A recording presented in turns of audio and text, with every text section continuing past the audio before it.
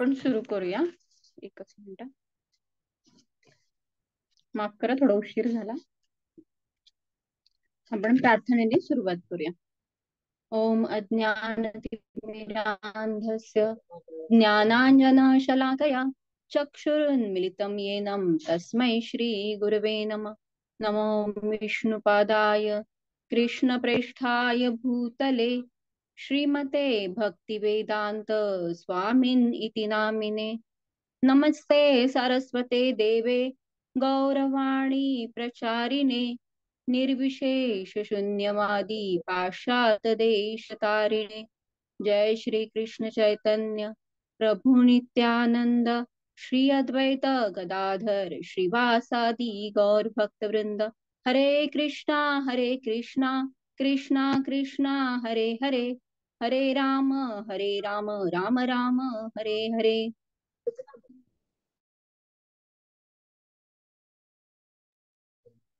हरे कृष्णा. आज आपण भगवद्गीता अध्याय क्रमांक 18 त्यामधील 48वा श्लोक पाहणार आहोत. सहजम कर्म कौंतेय सदोषम अपि न त्यजेत सर्वारंभा हि दोषेन धूमेन अग्निः इवावृताः.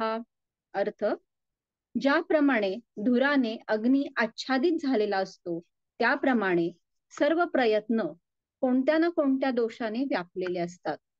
म्हणून हे कौंतेया, मनुष्याने आपल्या स्वभावापासून उत्पन्न झालेले कर्म जरी दोषयुक्त असले तरी त्या कर्माचा त्याग करू नये. श्रील प्रभुपाद यांच्याद्वारे तात्पर्य. बद्धावस्थेमध्ये सर्व प्रकारचे कर्म प्राकृतिक गुणांद्वारे दूषित झालेले असते. हे महत्वाचे की बद्धावस्थेमध्ये सर्व प्रकारचे कर्म प्राकृतिक गुणांद्वारे दूषित झालेले असते. आपल्याला माहितीये की आपण आध्यात्मिक जगात आहोत, त्यामुळे आपण मायेच्या त्रिगुणांनी बद्ध झालेलो आहोत आणि म्हणून या प्राकृतिक गुण आपण बद्ध असल्यामुळं हे आपले कर्म जे आहेत हे देखील या गुणांद्वारे दूषित झालेले असतात. एखादा जरी ब्राह्मण असला तरी यज्ञ करतेवेळी त्याला पशुहिंसा करणे भागच असते. त्याचप्रमाणे एखादा क्षत्रिय कितीही सदाचारी असला तरी त्याला शत्रूशी युद्ध करावेच लागते.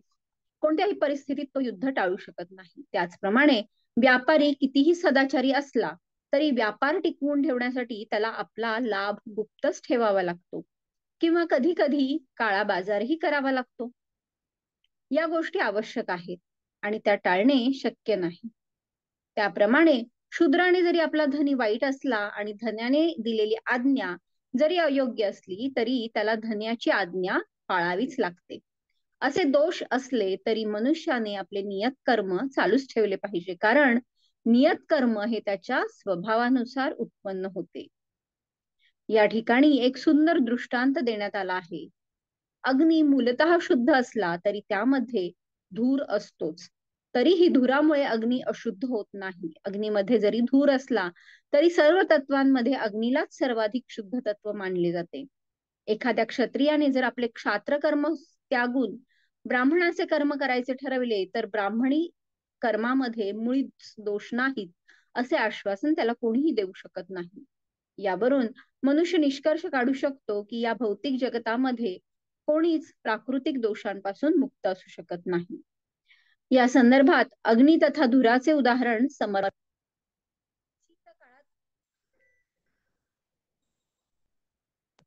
शीतकाळात अग्नीतून एखादा कोळसा बाहेर काढीत असताना मनुष्याच्या डोळ्यांना आणि इतर अवयवांना कधी कधी त्रास होतो. परंतु अशा त्रासदायक स्थितीतही मनुष्याला अग्नीचा उपयोग करावाच लागतो. त्याचप्रमाणे आपल्या स्वाभाविक कर्मात काही कष्टदायक गोष्टी असल्या तरी मनुष्याने त्या स्वाभाविक कर्माचा त्याग करू नये. या उलट मनुष्याने कृष्ण भावना भावित होऊन नियत कर्मे करावी आणि त्याद्वारे भगवंतांची सेवा करण्याचा दृढ निश्चय करावा. हीच खरी सिद्धी होय. भगवंतांच्या संतुष्टी प्रित्यर्थ जेव्हा विशिष्ट प्रकारचे स्वाभाविक कर्म केले जाते तेव्हा त्या विशिष्ट स्वाभाविक कर्मामधील सर्व दोषांची शुद्धी होते. याप्रमाणे कर्मफळ भक्तियोगामध्ये नियुक्त केल्याने त्याचे शुद्धीकरण होते. आणि मनुष्य अंतरात्मा पाहू शकतो, हाच आत्मसाक्षात्कार होय. या ठिकाणी श्रील प्रभुपादांनी आपल्याला खूप व्यावहारिक असं दृष्टांत दिलेलं आहे या श्लोकामध्ये. तर आपण श्रील प्रभुपादांच्या तात्पर्याच्या आधारे या श्लोकाचा अर्थ समजून घेण्याचा प्रयत्न करूयात. तर सुरुवातीला सांगितलं तसं की प्रभुपाद काय म्हणतात की आपण या भौतिक जगामध्ये आहोत, त्यामुळं आपलं सगळं कर्म हे 3 दोषांनीच युक्त असणार आहे. आपण असं म्हणू नाही शकत आहे की ही गोष्ट चुकीची आहे किंवा ही शास्त्रांच्या विरोधात किंवा ह्या गोष्टी शास्त्रसंमत नाही आहे, परंतु या होत आहेत तर मी त्या गोष्टी करणारच नाही, असं आपण का नाही करू शकत? कारण आपण भौतिक जगामध्ये राहत आहोत आणि कुठंही गेलात आणि कितीही चांगला आपण राहण्याचा किंवा स्वतःला या दोषांपासून दूर ठेवण्याचा प्रयत्न केला, सुरक्षित राहण्याचा प्रयत्न जरी केला, तरी देखील या गोष्टी या भौतिक जगामध्ये अशक्य आहेत, हे सुरुवातीलाच त्यांनी सांगितलेलं आहे. तर आपल्याला एक छान दृष्टांत श्री प्रभुपाद देतात की अग्नी आणि धुराचं. तर कुठलाही चांगला आपण विधी करायचा म्हटलं किंवा कुठलीही पूजा करायची म्हटली, तर तिथे अग्नीचं महत्व अनन्यसाधारण आहे. म्हणजे अग्नीच्या साक्षीनेच खरं तर खूप सारी कर्म केली जातात, इतका तो पवित्र आहे. इव्हन यज्ञामध्ये देखील भगवंत म्हणतात की भोक्तारम यज्ञ तपसाम, असं म्हणतात की सर्व यज्ञांचा भोक्ता मी आहे. मग हा यज्ञ करायचा जरी झाला तरी तिथे अग्नी हा आवश्यक राहतो आणि त्याचा भोक्ता किंवा त्याला त्याच्याद्वारे आपण जेव्हा यज्ञ करतो एखादं, तर तिथं अग्नीचं स्थान हे महत्वाचं आहे आणि साक्षात भगवंतांना आपण ते यज्ञ हा समर्पित करत असतो किंवा ते यज्ञ म्हणजेच खरं तर सर्व यज्ञाचा भोक्ता भगवंतच आहेत. तर हा अग्नी एवढा पवित्र आहे, मग आपण असं 100% म्हणू शकतो का की अग्नी पवित्र आहे म्हणजे त्याच्यामध्ये कणभर देखील धूर निघणार नाही, असं शक्य होणार नाही. इनफॅक्ट असं म्हणतात की अनुमान जेव्हा प्रमाण आपण म्हणतो की एखादी गोष्ट होत आहे तर त्याच्यावरून आपण त्याचं अनुमान दुसरं काढू शकतो. म्हणजे काय की यत्र यत्र धूमः तत्र तत्र वह्निः असं म्हणतात. म्हणजे जिथं जिथं धूर आहे तिथं आपण जाणू शकतो की तिथं अग्नी आहे. तर हा अनुमान प्रमाण की एखादी गोष्ट अशी झाली आहे याचा अर्थ असं असं काहीतरी झालेलं असणार आहे, हे जेव्हा आपण तर्क काढतो, अनुमान काढतो, तर त्याचं हे एक खूप समर्पक उदाहरण संस्कृतमध्ये दिलं जातं की यत्र यत्र धूमः तत्र तत्र वह्निः. जिथं जिथं धूर आहे तिथं अग्नी हा असणारच आहे. म्हणजे अग्नी आणि धुराचं साहचर्य आपल्याला दिसून येतं. मग अग्नी पवित्र करतो आहे, पण तरी देखील तो धुमानी किंवा धुरानी तो व्याप्त आहे, हे आपण लक्षात घेतलं पाहिजे. तर त्याचप्रमाणे आपण जरी आपली ओळख हा शुद्ध आत्मा, सच्चिदानंद आत्मा अशी ओळख असली, तरी देखील आपण या भौतिक जगामध्ये जेव्हा आपण येतो, तर तेव्हा आपण या पांचभौतिक शरीराने आपण आवृत्त होतो. आणि मग ती आवरण म्हणजे काय आहेत, तर ती पांचभौतिक अशी आवरण आहेत. वातपित्त कफ यासारखं त्याच्यामध्ये आवरण म्हणू शकतो किंवा तसे दोष आहेत आपल्या शरीरामध्ये. 3 दोष आहेत. सत्व रज तम हे 3 गुण किंवा 3 दोष आपल्या शरीरामध्ये आहेत. तर या सर्व गोष्टींनी आपण बद्ध आहोत, आवृत्त, आवरित आहोत, कारण आपण या भौतिक जगामध्ये आहोत. तर आपण या दोषांपासून आपण पळून जाऊ शकतो का किंवा मुक्त होऊ शकतो का? तर जोपर्यंत आपण या भौतिक जगामध्ये आहे तोपर्यंत ते अशक्य आहे. त्यामुळे या दोषांसकट म्हणजे या दोषांसह आपल्याला आपलं जीवन हे व्यतीत करायचं आहे. मग आता भगवंत म्हणतायत की अग्नी देखील पवित्र असून देखील धूर आहे, तर मग तुमच्यामध्ये देखील हे दोष असणारच आहेत. तुम्ही जे कार्य करता ते 100% शुद्ध असणं हे असंभव आहे. त्यामुळं आपण ते लक्षात घेणं गरजेचं आहे, कारण आपण त्रिगुणातीत, त्रिदोषातीत असे नाही आहोत.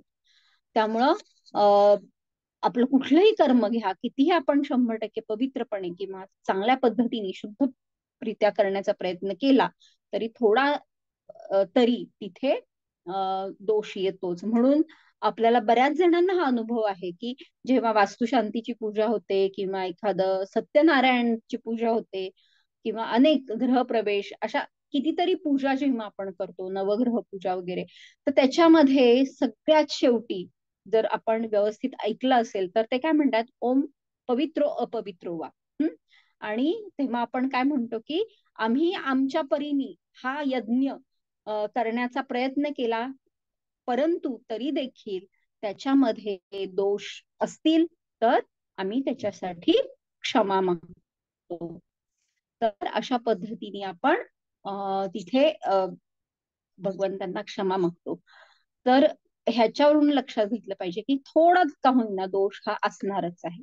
म्हणजे साधी गोष्ट, आपल्याला या भौतिक जगामध्ये सकाळी पलंगावरून आपल्याला उठायचं, गादीतनं उठायचंय आपल्याला अंथरुणातनं, हा, तर उठताना आपल्याला पायांचा स्पर्श करायचे पृथ्वीला. आणि पृथ्वी कोण आहे तर समुद्र वसने देवी पर्वतस्तन मंडले विष्णू पत्नी नमस्तुभ्यम पादस्पर्शम क्षमस्वमेव, असं आपण सकाळी उठल्यावर म्हणतो. तर त्या कोण आहेत तर विष्णू पत्नी आहेत.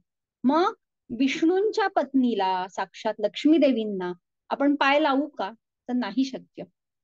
म्हणजे परंतु आपण पृथ्वीला आपण पाय लावतो आणि म्हणतो की तुम्ही विष्णू पत्नी आहात, परंतु मला आता रोजचं कार्य दिनचर्या करायची आहे, तर मला चालणं हे करावंच लागेल आणि त्यासाठी तुम्हालाच पादस्पर्श करावा लागेल. मग आता इथून आपली सुरुवात होते की आपण तिथून म्हणजे अगदी 100% आपण शुद्ध राहू शकतो का किंवा या सगळ्या गोष्टीतून दूर जाऊ शकतो का तर नाही. मग आपण काय म्हणतो की त्याबद्दल आम्हाला क्षमा कर. मग तिथं क्षमा करण्याची किंवा कृतज्ञतेची आपण भावना व्यक्त करतो आणि मग आपलं कार्य करतो. मग आता याच्यामध्ये श्री प्रबोधांनी पुढच्या पॅरेग्राफ मध्ये काय सांगितलं की वर्णानुसार जेव्हा आपण कर्म करतो. आता इथे अर्जुनाला काय करायचंय की क्षत्रिय आहे परंतु त्यांना सगळं सोडून भगवंतांना म्हणजे शरण जायचं आहे आणि त्यांना काय वाटतंय की मी हरिनाम किंवा हरिकीर्तन यामध्ये मी रात्रंदिवस व्यस्त राहीन आणि एखाद्या ब्राह्मणासारखं किंवा संन्यासासारखं मी जीवन व्यतीत करेन की जेणेकरून मला या नातेवाईकांना गुरुजनांना मारण्याचा जो दोष आहे तो मला लागणार नाही, असं अर्जुनाचं म्हणणं असतं. तर आता भगवंत इथे काय उत्तर देतात की तू कुठल्याही वर्णामध्ये तुम्ही गेलात तरी देखील ते कर्म हे 100% शुद्ध होणारच नाही. मग याच्यामध्ये ब्राह्मणांचं उदाहरण घेतलं की ब्राह्मणांना यज्ञ करायचा आहे. यज्ञ करायचा आहे म्हणल्यानंतर कुठल्या ना कुठल्या पशुची हत्या ही होणारच आहे. म्हणजे साधं एखादा अगदी पूर्वीसारखे यज्ञ जरी नसले तरी देखील अग्नी पेटवायचा आहे तर आजूबाजूचे जीवजंतू तिथे त्या अग्नीमध्ये नक्कीच तिथे ते मारले जाणार आहेत. त्यामुळं कुठलंही यज्ञ कर्म असू देत ते 100% पवित्र होऊ शकतं का किंवा 100% ते शुद्ध होऊ शकतं का तर नाही, दोषविरहित होऊच शकणार नाही. म्हणून ब्राह्मणांच्या बाबतीमध्ये देखील यज्ञ कर्मामध्ये देखील हे दोष येतात. क्षत्रियाच्या बाबतीमध्ये जरी म्हणजे क्षत्रियांचा जो धर्म आहे, धर्माचं रक्षण करायचंय क्षत्रियांना, मग तिथे ही हिंसेचा आधार हा घ्यावाच लागतो. मग असं नाही म्हणू शकत की हिंसेमुळे एवढी माणसं मारली गेली किंवा एवढ्या जणांच्या मृत्यूला मी कारणीभूत आहे असं म्हणून त्या रणांगणातून तो क्षत्रिय किंवा तो शूरवीर योद्धा हा बाहेर पडू शकत नाही. जर अशा पद्धतीने आपले सैनिक, आता हे कुरुक्षेत्राचं युद्ध राहू देत पण आत्ताच्या क्षणी देखील जर काश्मीर किंवा यासारख्या ज्या सेन्सिटिव्ह बॉर्डर्स आहेत, संवेदनशील बॉर्डर्स आहेत तर तिथे आपले सैनिक ह्या अशा प्रकारची युद्ध किंवा या शत्रूंना सामोरे जात आहेत, प्रसंगी हत्या करावी लागते, शत्रूंना मारावं लागतं, खूप साऱ्या गोष्टी कराव्या लागतात. पण जर त्यांनी असा काही विचार केला की नाही माझ्या हातून असं असं हे करेल तर मग धर्माचं रक्षण होईल का? नको असलेले लोक किंवा हे शत्रू भारतामध्ये शिरकाव करून खूप दहशत माजवू शकतात. मग धर्माचं उलट रक्षण हे करण्यासाठी ते सैनिक खर तर तैनात आहेत. म्हणून क्षत्रियांचा धर्म हा धर्माचं रक्षण करणं आहे, परंतु प्रसंगी त्यांना हत्येचा किंवा हिंसेचा वापर हा करावाच लागतो. त्याच्यानंतर म्हणूनच हे जेव्हा युद्ध होतं आणि ते युद्ध झाल्यानंतर सर्व कौरव हे मृत्युमुखी पडतात आणि एवढ्या म्हणजे किती 9 अक्ष ना 9 अक्ष योनी सैन्य मला वाटतंय. तर तेवढं एवढ्या मोठ्या प्रमाणामध्ये जेव्हा हिंसाचार होतो किंवा शत्रूंना मारलं जातं, तर तेव्हा त्या युद्धभूमीवरचा हे जे सर्व दृश्य पाहून युधिष्ठिर महाराज खिन्न होतात आणि त्यांना ते काय म्हणतात की एवढ्या मोठ्या नरसंहाराचा मी कारण आहे. कारण ते नंतर त्यांना राज्याभिषेक होतो.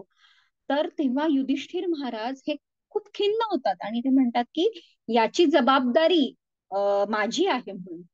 आपल्याला बऱ्याचदा सवय असते की आपल्याला जेव्हा आपण एखादं चुकीची गोष्ट करतो, तर ती चुकीची गोष्ट जेव्हा आपल्याला लक्षात येते की चुकीची आहे आणि ती जेव्हा उघडकीस येते, तेव्हा आपण पहिला प्रयत्न काय असतो की मी हे का चुकीचं केलं आणि याच्यासाठी समोरचा व्यक्ती का बरं जबाबदार आहे. अशा पद्धतीने आपल्या चुकीचं खापर आपण दुसऱ्याच्या माथी फोडण्याचा प्रयत्न करतो. इथं तर युधिष्ठिर महाराजांनी म्हणजे तसं पाहायला गेलं तर विशेष असं बाकी काहीच कारण नाहीये, तरी देखील ती जबाबदारी स्वतःहून स्वीकारलेली की ज्याच्यासाठी ते जबाबदार नाहीयेत खरं तर, तरी देखील एक राजा म्हणून त्यांनी ती जबाबदारी स्वीकारली की एवढ्या मोठ्या नरसंहार जो झाला त्याच्यासाठी मी कारणीभूत आहे. आणि मग त्यांना श्रीकृष्ण काय करतात तर ते स्वतः म्हणजे आपण किती म्हणजे भगवंत किती म्हणजे बुद्धी चाणाक्ष ज्याला म्हणतो आपण, तर ते किती किंवा संवेदनशील किती आहे हे आपण पाहू शकतो की इथं जेव्हा युद्ध करायचे तेव्हा अर्जुनाला स्वतः त्यांनी भगवद्गीता सांगून अर्जुनाला युद्धासाठी तयार केलं. परंतु युधिष्ठिर महाराज हे देखील जेव्हा त्या म्हणजे विषाद या अवस्थेत जातात, तर तेव्हा त्यांनी स्वतःहून त्यांना समजवण्याचा काहीच प्रयत्न नाही केला. ते काय म्हणतात की तुम्ही म्हणजे राजवस्त्र धारण करून आपण भीष्मदेवांकडे जाऊया. आणि मग पितामह भीष्मांकडे ते नेतात. आणि त्याचं कारण काय आहे तर जेव्हा एखादा व्यक्ती मृत्यूशय्येवरती आहे, तर तेव्हा तो व्यक्ती कधीच खोटं बोलू शकत नाही. तर ते एक महत्वाचं कारण. दुसरं म्हणजे साक्षात पितामह भीष्मांना या राजवस्त्रामध्ये पाहून त्यांना देखील तो आनंद होतो. आणि मग भीष्मदेवांकडे ती सेवा दिली जाते आणि मग भीष्म पितामह अनेक अनेक गोष्टी सांगून तुम्ही कसे कारणीभूत नाही आहात या सर्व नरसंहारासाठी, आणि मग ते तत्वज्ञान स्वतःहून भीष्मदेव युधिष्ठिर महाराजांना त्यांची सांत्वना करण्यासाठी सर्व गोष्टी सांगतात. तर अशा पद्धतीने क्षत्रिय यांच्यासाठी हिंसा हा अविभाज्य घटक आहे त्यांच्या जीवनामध्ये. त्याच्यानंतर वैश्य वैश्य म्हणजे व्यापारी. जेव्हा एखादा व्यापारी व्यापार करतो तर तेव्हा असं होतं का की समजा आता आज गुरुवारचा बाजार भरलेला आहे, तर असं होतं का की वांगी समजा 20 रुपये किलो असं त्या व्यापाऱ्याला मिळालेली आहेत. त्यांनी जेव्हा एखादं कॅरेट उचललं तर तेव्हा प्रति किलो समजा 15 रुपयांनी मिळाले. तर तो व्यापारी जेव्हा बाजारामध्ये रिटेल किंवा असं 1-1 किलोच्या पावशेर अशा पद्धतीने विक्रीसाठी जेव्हा बसतो, तर तेव्हा असं म्हणतो का तो की मला तर 15 रुपये किलोनी मिळालेली आहेत, मग आता या गिराईकास देखील मी 15 किलोनीच देणार, कारण मी खोटं नाही बोलू शकत किंवा मी काय म्हणतो असं कसं काय करू शकेन की मला 15नी मिळाले तर मी 20नी 25नी कसं काय बरं देऊ शकतो.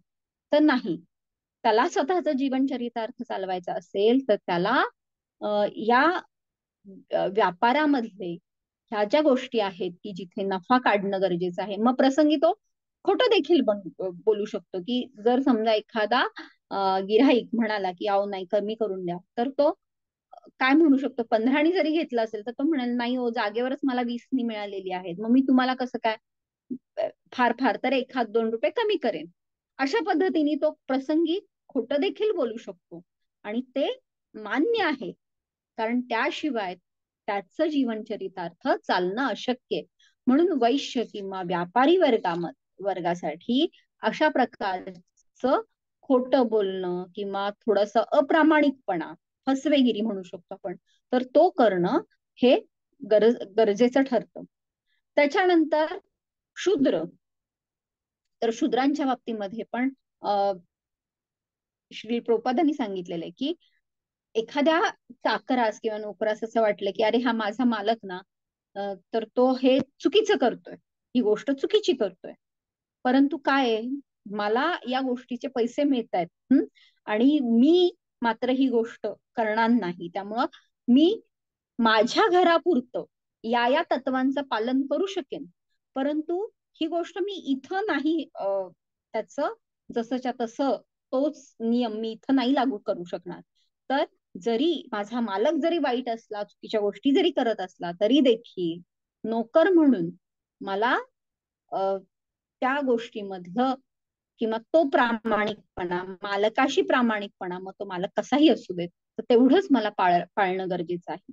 तर शूद्रांच्या बाबतीमध्ये देखील ही गोष्ट होऊ शकते. तर कुठल्याही वर्णामध्ये जरी आपण म्हणलं की मला हे नाही करायचं, मला त्या वर्णाचं किंवा मला ती आवड आहे तर मी ते करणार, आणि आपण कुठल्याही गोष्टीपासून किंवा कुठल्याही प्रसंगापासून आपण पळून जाऊ शकत नाही, तर आपल्याला आहे त्या परिस्थितीमध्ये त्या परिस्थितीला तोंड देणं हे गरजेचं ठरतं. जसं की साधं गोष्ट आहे की आपल्या 4 नियमांमध्ये शाकाहार हा महत्वाचा नियम आहे.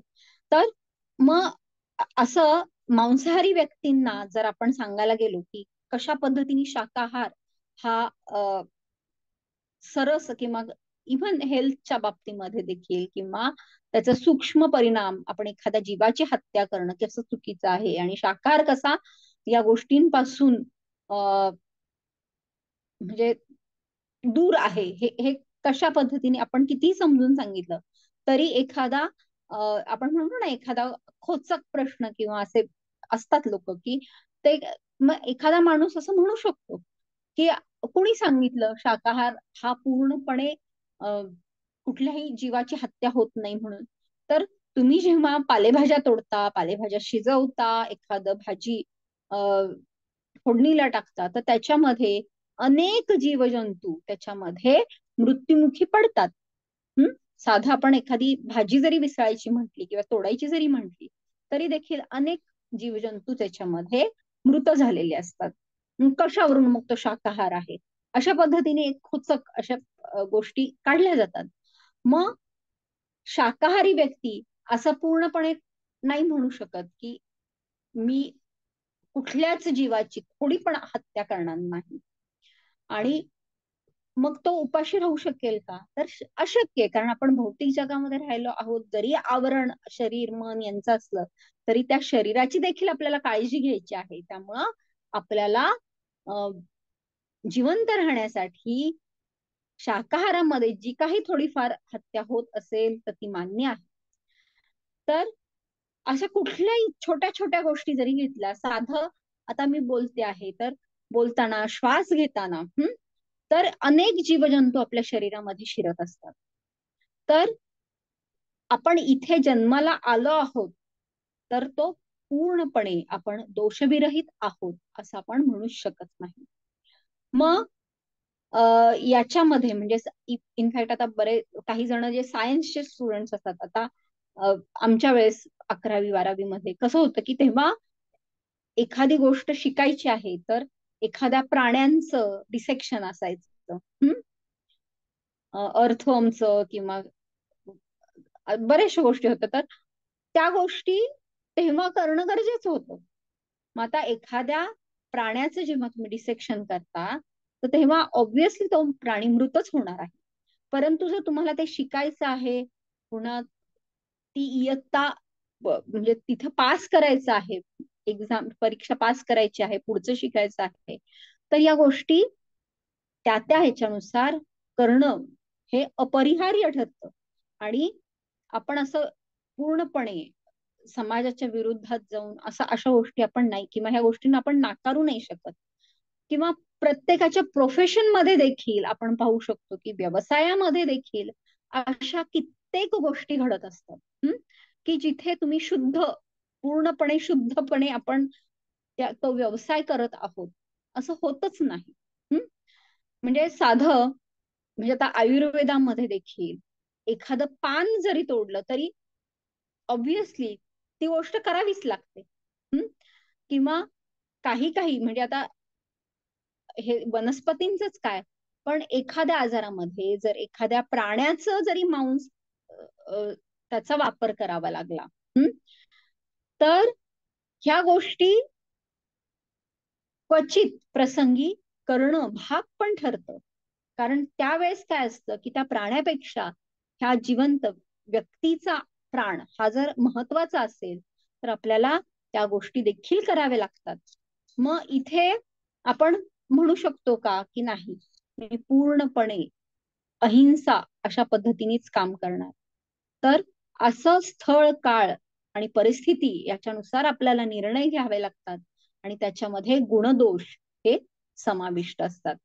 त्यामुळे आपण लक्षात घेऊ शकतो की आपण काहीही करा, कितीही करा चांगलं, परंतु आपण दोषविरहित राहू शकत नाही.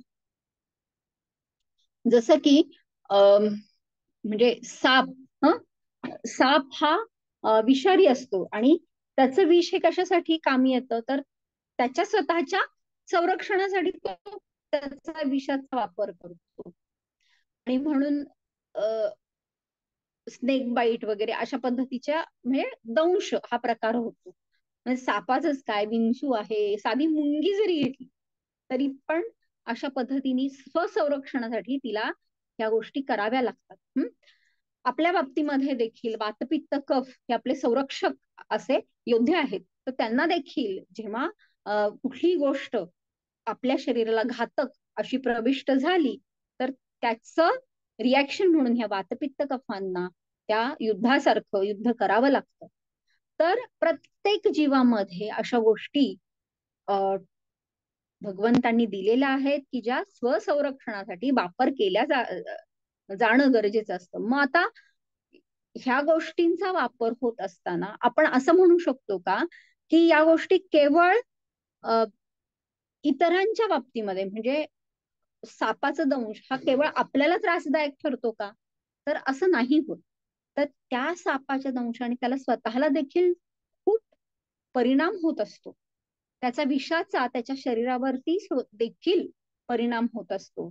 वातपित्त कफांचा त्रास हा आपल्याला देखील होत असतो. किंवा शाळिंद्राचे जे काटेरी हे असतात, काटे काटे असतात अंगावरती, ते देखील स्वसंरक्षणासाठी आहे. मग त्या काट्यांचं पण एकमेकांना टोचणं शरीराला असं होतच असतं. तर अशा पद्धतीने जेव्हा या गोष्टींचा वापर केला जातो तर त्या गोष्टी ह्या आपल्याला देखील त्रासदायक ठरतात. म्हणजे असं आपण म्हणू शकतो की जेव्हा एखादा छोटा म्हणजे साप जेव्हा चावतो तर त्याला कळत नाही की किती विष सोडायला पाहिजे. तर तो त्याच्या ह्याच्यामध्ये पूर्णपणे जर तो विष असं जास्ती प्रमाणामध्ये सोडलं त्यांनी तर त्याचा सर्पदंश हा घातक तर ठरतोच आपल्याला, परंतु त्या सापाला देखील किंवा त्या सापाच्या पिल्लाला देखील ते इतकं घातक ठरतं की क्वचित प्रसंगी त्याचा प्राण देखील जाऊ शकतो. तर अशा पद्धतीने भगवंतांनी या भौतिक सृष्टीची रचनाच अशी केलेली आहे की आपल्याला असं वाटतं की ह्या संरक्षणाच्या गोष्टी आहेत, पण त्याच गोष्टी जर बिघडल्या किंवा किंवा जास्त झाल्या, कमी झाल्या, दोषयुक्त झाल्या तर त्याचा आपल्याला देखील परिणाम होऊ शकतो. म्हणून आपण पूर्णपणे निर्दोष राहू शकत नाही. अजून एक सिंपल उदाहरण घेऊ शकते की आता समजा म्हणजे आता कोविडच्या काळामध्ये किंवा थंडीच्या दिवसामध्ये जेव्हा आपल्या सर्दी खोकला अशा प्रकार होतात तर प्रत्येकाने अनुभव घेतलेला आहे की गवती चहा, आलं यांचा वापर करून आपण काढा तयार करतो आणि मग तो घेतो, त्यानी सर्दी वगैरे ह्या गोष्टी कमी होतात. मग आता हे आलं जेव्हा आपण टाकतो तर हे आलं हे स्वभावता काय आहे तर उष्ण आहे, गरम आहे. मग या गोष्टी जेव्हा आपण सर्दी कमी व्हावी, खोकला कमी व्हावा म्हणून त्याचा वापर करतो, पण त्याचा अतिरेक झाला तर काय होतं, तर तीच गोष्ट आपल्याला उष्ण पण ठरू शकते. मग दोष आहेच ना, आल्याचा दोष आहेच आहे की खूप उष्णता झाली आणि मग माझ्या चेहऱ्यावरती हे फोड आले, सर्दी तर कमी झाली, ताप पण गेला, खोकला पण कमी झाला, पण माझ्या अंगामध्ये उष्णता आली. हा दोष तर निर्माण झालाच ना. मग याचा अर्थ मग ते आलंच नाही वापरायचं का, असं होत नाही. मग आपण तिथे युक्तीने वापर काय करू शकतो की आल्याचं प्रमाण कमी करू शकतो, किंवा आल्याचंच जेव्हा सुंठीमध्ये रूपांतर होतं, वाळवून सुंठ होते, तर ती थोडी उष्ण कमी असते, मग आपण सुंठीचा वापर करू शकतो. तर आपण या गोष्टी नक्कीच करू शकतो की जेणेकरून आपण त्यातला दोष हा हानिकारक होऊ नये म्हणून आपण प्रयत्न करू शकतो. परंतु आपण त्या पदार्थाचा स्वभाव, उष्ण गुणधर्म आपण पूर्णपणे की नाही, आज आज ना मी आल्यावरती असं काही म्हणजे फ्रीज मध्ये ठेवलंय किंवा त्याच्यामध्ये मी सब्जा बी टाकलं आणि त्या पाण्यामध्ये आणि मग उकळलं, मग त्या आल्याचा परिणाम असा थंड झाला, असं कधी होतं का? नाही. आलं उष्ण आहे तर ते उष्णच राहणार आहे, कारलं कडू आहे तर ते कडूच राहणार आहे. मग आपलं काय, आपण फक्त योजना कशी करतो की असे द्रव्य बाकीचे वापरा. कारलं करायचं आहे तर गुळाचा वापर करू शकतो, मिठाचं पाणी घालून ते स्वच्छ धुवू शकतो. अशा कित्येक गोष्टी आहेत की आपण बाकीच्या योजना अशा पद्धतीने करू शकतो की जेणेकरून त्या पदार्थाच्या स्वभावाचा आपल्याला कमीत कमी त्रास व्हावा म्हणून. परंतु कारलं गोड केलं तर ते आपल्याला पण खायला आवडणार नाही. साधी आपण पालेभाजी केली आणि त्याला मसाला जर जास्त झाला तर आपण बऱ्याचदा असं म्हणतो ना की त्या पालेभाजीची चवच नाहीये स्वतःची, मसाल्याचीच चव आहे. तर हे पण आपल्याला आवडत नाही. त्यामुळे प्रत्येक गोष्टीला स्वभाव हा असतो आणि त्या स्वभावाला आपण पूर्णपणे बदलणं हे आपण करू शकत नाही आणि करू पण नाही. म्हणजे करण्याचा प्रयत्न करू नये, होणार नाहीये ती गोष्ट, पण ती करण्याचा देखील प्रयत्न करू नये. तर बाकीच्या योजना अशा कराव्यात की त्याचा त्रास कमीत कमी होईल. मग आपल्यामध्ये जर राग खूप आहे तर आपण रागाला नियंत्रण करू शकतो आणि त्या रागाचं अशा पद्धतीने आपण वापर करू शकतो की ज्याचा उपयोग हा समाजाच्या हितासाठी होऊ शकेल. म्हणजे पोलीस भरती झालीये, फौज मध्ये गेले, तर त्या रागाचा नक्कीच क्षत्रिय म्हणून चांगला उपयोग होऊ शकतो. तर अशा पद्धतीने आपण त्याचा उपयोग करू शकतो. परंतु राग हा पूर्णपणे गेला असं होणार नाही. मग आता इथं सगळ्यात महत्वाचं मुद्दा श्रील प्रभुपादांनी शेवटी काय सांगितलेलं आहे की फार विचार करत बसू नका माझ्यामध्ये कुठले गुण आहेत, कुठले दोष आहेत. तर तुमच्या स्वभावाला, तुमच्या गुणांना, तुमच्या कर्मांना केवळ कृष्ण भावनेमध्ये त्याचा वापर करा. म्हणजे मग काय होईल, ओम पवित्रो अपवित्रो वा असं म्हणून आपण भगवंतांची क्षमा ती मागितलीच जाणार आहे, या उलट भगवंतांची सेवा होणार आहे. मग आता साध्या साध्या गोष्टी आहेत, मग आपण तिथे नियम ही गोष्ट एकीकडे राहते आणि भगवंतांची प्रसन्नता, भगवंतांना सेवा करणं भगवंतांची, ही गोष्ट जास्त महत्वाची राहते. म्हणजे आता कसं की एक साधा गोष्ट आहे की भगवंतांना आपण किती म्हणजे आपण स्वच्छ आंघोळ करून आधी भगवंतांना प्रसाद देतो आणि मग ते प्लेट वगैरे धुवून मग आपण स्वतः तो प्रसाद म्हणून आपण ग्रहण करतो. परंतु जेव्हा रामचंद्र हे वनवासामध्ये शबरीच्या आश्रमात जातात, तर शबरी ह्या काय करतायत, तर त्यांचा भाव काय आहे की ही बोरं रामचंद्रांसाठी आहे आणि मला पाहायला पाहिजेत की ही बोरं गोड आहेत का, म्हणून त्या स्वतः चाखतात. गोड असेल तर ते भगवंतांना देतात. लक्ष्मणजींना त्याचा राग येतो, परंतु भगवंत रामचंद्र मात्र ते स्वीकारतात. तर ह्याच्यामध्ये भावना महत्वाची. म्हणून आपण म्हणतो ना की कौन कहते हैं भगवान खाते नहीं, बेर शबरी के जैसे तुम खिलाते नाही, असं आपण भजन म्हणतो. तर ह्याच्यामध्ये शबरीची भावना ह्याचा स्वीकार भगवंत करतात. त्याच्यानंतर जेव्हा विदुरांच्या घरी जातात, तर त्यांच्या विदुरांच्या पत्नी काय करतात, तर त्यांना इतका आनंद होतो कृष्णांना पाहून, की तुम्ही आमच्या साध्या अशा झोपडीमध्ये घरामध्ये आलेला आहात आणि माझ्याकडे आता फक्त केळं आहेत.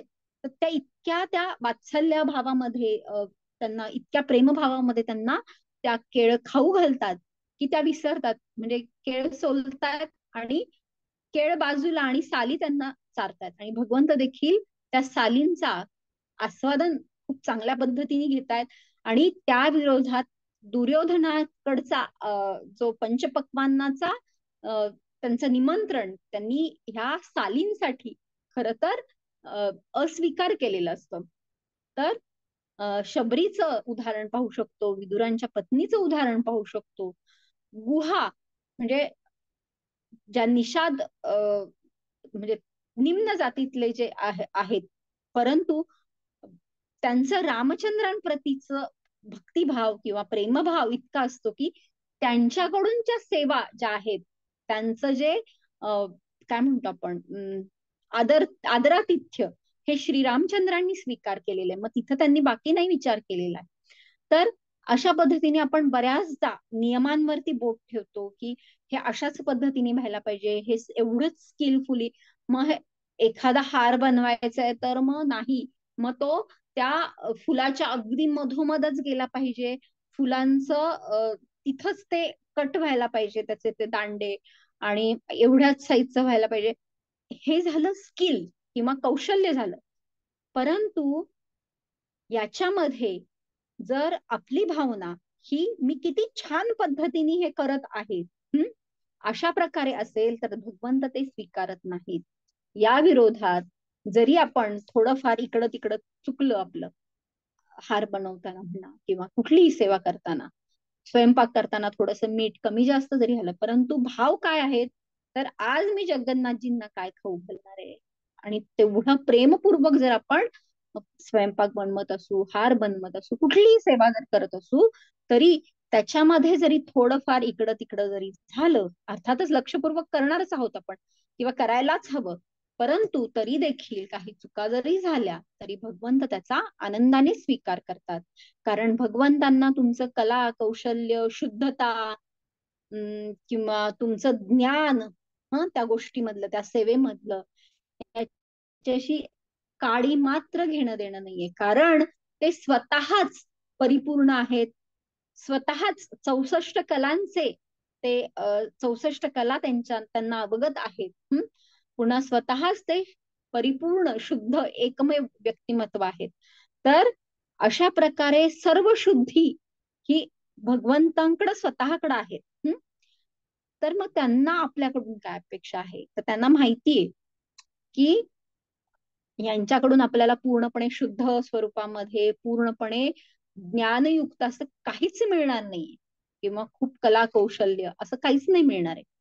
फक्त मग भगवंत काय स्वीकारतात, तर कुठल्याही सेवेमधला आपला हेतू स्वीकारतात, आणि त्या हेतूनुसार ते आपल्याला प्रतिसाद देत असतात. म्हणून जरी आपल्या समजा आईचा वाढदिवस आहे, तर आईची क्षमता आहे की म्हणजे सोन्याचं किंवा चांदीचं किंवा हिऱ्यांचं दागिना घेण्याची क्षमता आहे. आणि ते गिफ्ट ती स्वतः घेऊ शकते, एखादी वस्तू. परंतु आपल्या मुलाने आठवण ठेवून बागेतलं किंवा त्याच्याच आपणच कधीतरी पॉकेट मनी दिलेला असतो, आणि त्यातलेच पैसे वाचवून जर एखादं फुल जरी आणून दिलं, तर ती जी गोष्ट किंवा ती जी भेट आहे, तर ती तिच्यासाठी खूप मोलाची असते. मग त्याच्या समोर बाकीच्या सर्व गोष्टी ह्या दुय्यम ठरतात. तर त्याच पद्धतीने जेव्हा आपण प्रेमपूर्वक भगवंतांची सेवा करतो आणि फार स्वतःचा विचार करत बसत नाही की नाही मी हे कसं करून, मला हे जमतच नाही, तर महत्वाचं काय आहे की तुम्ही स्वतःला जमतंय नाही जमतंय किंवा स्वतःचाच विचार कोण काय म्हणेल हे जेव्हा स्वतःकडचं लक्ष केंद्रित विकेंद्रित किंवा ते लक्ष बाजूला करून भगवंतांना जेव्हा केंद्रस्थानी ठेवतायत आणि नाही हे भगवंतांसाठी करायचंय, ठीक आहे माझ्यासाठी मला हे करणं तितकंस नाही जमत आहे पण मी प्रयत्न करणार, अशा पद्धतीने आपण जास्तीत जास्त भगवंतांचा विचार करू, त्या सेवेचा विचार करू. तर तेव्हा खऱ्या अर्थानं भगवंत ती गोष्ट स्वीकारतात. जरी ती दोषपूर्ण असणारच आहे तरी देखील भगवंत ते आनंदाने स्वीकारतात आणि आपल्याला त्या कर्मामध्ये आपला काय फायदा होतो की आपल्याला त्या गोष्टीमधनं त्याच्यामध्ये दोष नाही लागत, तर उलट आपल्या हातून ती भक्तिमय सेवा होते आणि मग आपण भगवंतांच्या अधिकाधिक जवळ जातो. तर हा एक मोठा फायदा आपला होतो. त्यामुळे आपण केवळ हा विचार करूयात की माझ्यामध्ये काय कमी आहे किंवा मला हे असं पाहिजे होतं म्हणजे मी ते केलं असतं, असला काही विचार न करता माझ्याकडे जे आहे ते भगवंतांनी दिलेलं आहे, त्याच्याबद्दल मी कृतज्ञ आहे आणि माझ्याकडे जे काही आहे त्याचा वापर मी भगवंतांच्या सेवेमध्ये कशा पद्धतीने जास्तीत जास्त चांगल्या प्रकारे करेन, एवढाच जर आपण विचार केला तर मग आपले सर्व गोष्टी आपण भगवंतांना समर्पित करू शकतो किंवा त्यांच्या सेवेमध्ये लावू शकतो. तर अशा पद्धतीने आपण या श्लोकावरती चर्चा करण्याचा प्रयत्न केला. कोणाला काही शंका असतील, काही चुकलं असेल किंवा काय सांगायचं असेल तर नक्की विचारा. हरे कृष्ण.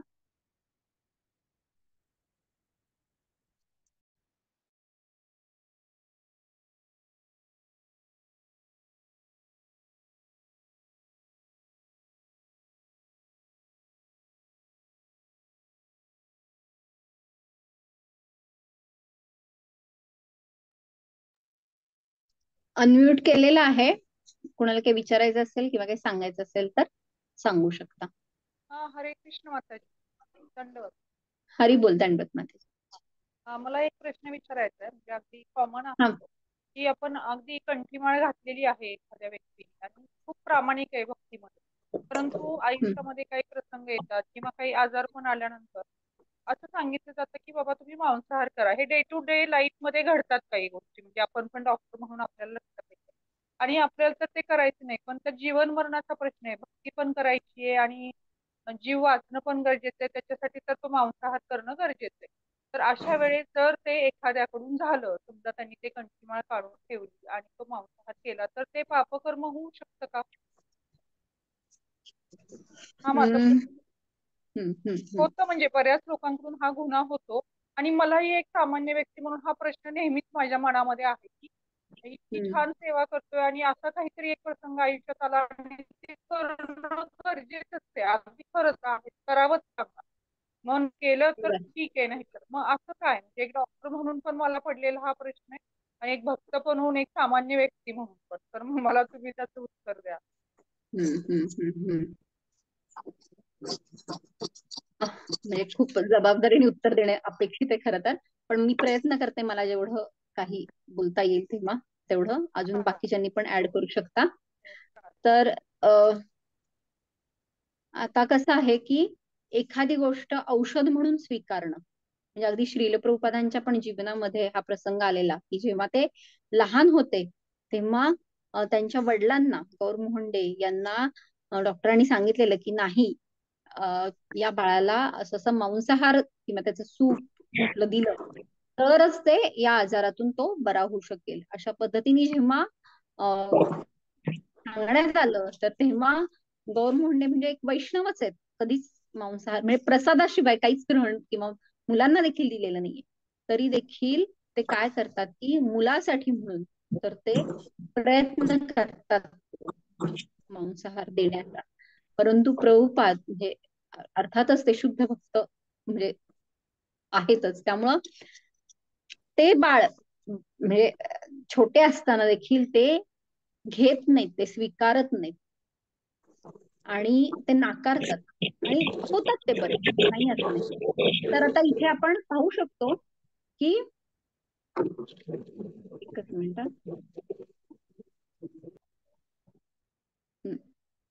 आपण पाहू शकतो की शुद्ध भक्तीच्या स्तरावर किंवा एखादा शुद्ध भक्त तर त्या शुद्ध भक्ताच्या स्तरावरती किंवा त्या स्तरावरती ह्या ज्या गोष्टी आहेत, कारण शेवटी मांसाहार करणं किंवा या ज्या गोष्टी आहेत ते कुठपर्यंत सीमित आहेत, तर या आवरण शरीर आणि मनाच्या आवरणापुरतच सीमित आहेत आणि ते कुठला रोग नष्ट करणार आहेत, तर हा भौतिक रोग नष्ट करण्या इतपतच त्यांची सीमित मर्यादा आहे. परंतु जेव्हा शुद्ध भक्त असतात तर ते ह्या पलीकडे, या विचारांच्या पलीकडे असतात आणि ते म्हणजे भगवंतांशी कनेक्टेड किंवा संबंधित असतात. त्यामुळं त्यांना या गोष्टी म्हणजे ते स्वीकारतच नाही खरं तर. मग ते काय म्हणतात, म्हणजे ते दुसरा काय विचार करतात की ठीक आहे, जरी काही झालं तरी शेवटी आज ना उद्या हे भौतिक शरीर सोडायचंच आहे. तर हा एक प्रवाह आहे की जेव्हा शुद्ध भक्त असतो तर तो स्वतः या गोष्टी स्वीकारू शकत नाही किंवा स्वीकारणार नाही, कारण त्यांचा स्तरच वेगळा आहे. आणि भगवंत देखील अशा भक्ताला खरंच त्या पद्धतीने मदत करतात आणि एक चमत्कार झाल्यासारखं या गोष्टी घडतात. तर आपण कुठल्या स्तरावरती आहोत हे देखील पाहणं महत्वाचं आहे. किंवा एक डॉक्टर म्हणून जेव्हा आपल्याला पेशंटला हे करायचंय, कारण आपण केवळ शारीर आणि मानसिक स्तरावरतीच औषधं देत आहोत. मग एखाद्या पेशंटच्या बाबतीत जर करायचं झालं तर आपल्याला वेळ प्रसंगी एखादं औषध त्या पद्धतीचं वापरावं लागतं. आणि म्हणजे ते योग्य आहे असं अजिबात नाही. म्हणजे एखादं औषध म्हणून जेव्हा आपण किंवा एखादी गोष्ट सांगावी पण लागते की नाही, ह्या एवढ्या एवढ्या काळापुरतं का होईना यांना अशा पद्धतीचं नॉनव्हेज किंवा ह्या गोष्टी, कारण कारण आपण कुठल्या लेवल पर्यंत ह्या आजारपण बरे करणार आहोत, तर शरीर आणि मन. त्यामुळं दोन गोष्टी आहेत. भगवद्गीतेमध्ये भगवंत म्हणतात, सर्व धर्मान् परित्यज्य मामेकम शरणं व्रज, अहम त्वाम सर्व पापेभ्यो मोक्षयिष्यामि मा शुच, असं म्हणतात. आणि आयुर्वेदाचा जेव्हा अभ्यास करतो आपण तर तेव्हा मरणासन्न व्यक्ती म्हणजे राजयक्ष, म्हणजे जिथं तुमच्या मलिन असलेल्या म्हणजे जे टाकाऊ पदार्थ आहेत, तर जीवनाची इतक्या म्हणजे वाईट स्तरावरती परिस्थिती आहे की जे टाकाऊ पदार्थ आहेत तर ते टाकाऊ पदार्थांवरती तुमचं जीवन हे चालू आहे. अशी परिस्थिती जेव्हा येते तेव्हा ते तिथं काय म्हटलं आहे की सर्व धर्मान् परित्यज्य शरीरम अनुपालयेत. म्हणजे आयुर्वेद काय सांगतं की सगळ्या गोष्टींचा त्याग कर पण शरीर टिकवून ठेव, असं आयुर्वेद सांगतं. कारण त्याची मर्यादा काय आहे किंवा त्याचं लक्ष काय आहे की शरीर असेल तर मग बाकीच्या पुढच्या गोष्टी. त्यामुळं तो एक महत्वाचा भाग आहे की आपल्याला त्या क्षणाला काय साध्य करायचं आहे हे लक्ष किंवा हे ध्येय आपलं जर निश्चित असेल तर आपण त्या त्या पद्धतीची उपाययोजना करू शकतो. मग खरोखर त्याच गोष्टींची गरज आहे. तर एक तर अशा पद्धतीची औषधं किंवा अशा पद्धतीचे म्हणजे खूप साऱ्या गोष्टी आहेत की एक तर औषधांमधनं देणं, म्हणजे बऱ्याचदा लोक औषध म्हणून स्वीकारू शकतात ना की एक चव म्हणून, फारसं ते अपील होत नाही. मग अशा वेळेस औषधांमधनं आपण काय देऊ शकतो का हे पाहू शकतो. दुसरी गोष्ट म्हणजे त्याला पर्याय, म्हणजे जेव्हा आहारामधले बदल करायचे आहेत तर मग नॉनव्हेजला पर्यायी व्यवस्था काय आहे का याचा अधिकाधिक आपण विचार करू शकतो. की जसं की मांसाला पर्याय काय राहू शकतो शाकाहारामध्ये, तर उडीद डाळ, मसूरची डाळ, हाय प्रोटीन आहे त्याच्यामध्ये. तर अशा पद्धतीचे पर्याय हे उपयुक्त ठरतायत का, तर असा आपण विचार करू शकतो. आणि खरोखरच नाहीच, कुठल्याच गोष्टी नाहीयेत शक्य, केवळ नॉनव्हेजच हे लागणार आहे, तर मग त्यावेळी आपण तसा सल्ला किंवा तसं आपण समजा नॉनव्हेजचं जरी घेण्याचं हे केला तरी देखील, आणि जर समजा कंठी घातलेली आहे आणि ह्या सगळ्या गोष्टी आहेत तर त्याची कल्पना मात्र आपले जे आध्यात्मिक शिक्षा गुरु किंवा यांना देणं खरं तर अपेक्षित आहे की अशा पद्धतीने करावं लागत आहे. मग कदाचित तेवढ्या काळापुरतं आपण आपल्याला करावं लागलं तर अर्थात त्यांचा सल्ला महत्वाचा आहे. तर मला असं वाटतं की तेवढ्या काळापुरतं का, परंतु ते जिभेचे चोचले होता कामा नये. म्हणजे इंद्रिय उपभोग म्हणून नाही हे होता कामा, तर केवळ औषध म्हणून जर आपण ठराविक काळापुरतं जर आपल्याला करावं लागलं किंवा सांगावं लागलं रादर, तर मला असं वाटतं की त्याच्यामध्ये देखील मात्र आपल्या सिनियर ह्यांना थोडस कन्सल्ट करणं थोडस गरजेचं आहे. कारण शेवटी कसं आहे की ह्या सगळ्या सूक्ष्म गोष्टी आहेत आणि त्या स्थळ काळानुसार कदाचित बदलू शकतात.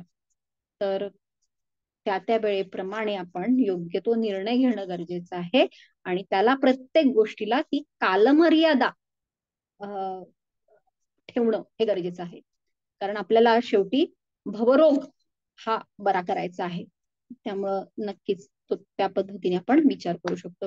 कदाचित माझं सांगण्यामध्ये थोडंफार चुकलं पण असेल, तर कुणाला करेक्ट करायचं असेल तर नक्की करा, किंवा कुणाला काही ऍड करायचं असेल तर करू शकता. आणि अजून चांगलं उत्तर हवं असेल तर माताजी, मला असं वाटतंय प्रभूजी जेव्हा येतील, नंददुलाल प्रभूजी, तर त्यांना तुम्ही हा प्रश्न नक्की विचारू शकता. Thank you so.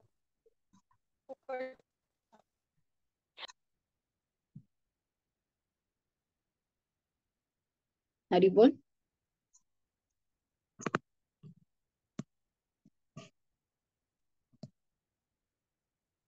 चालेल. आपण थांबूया का मग?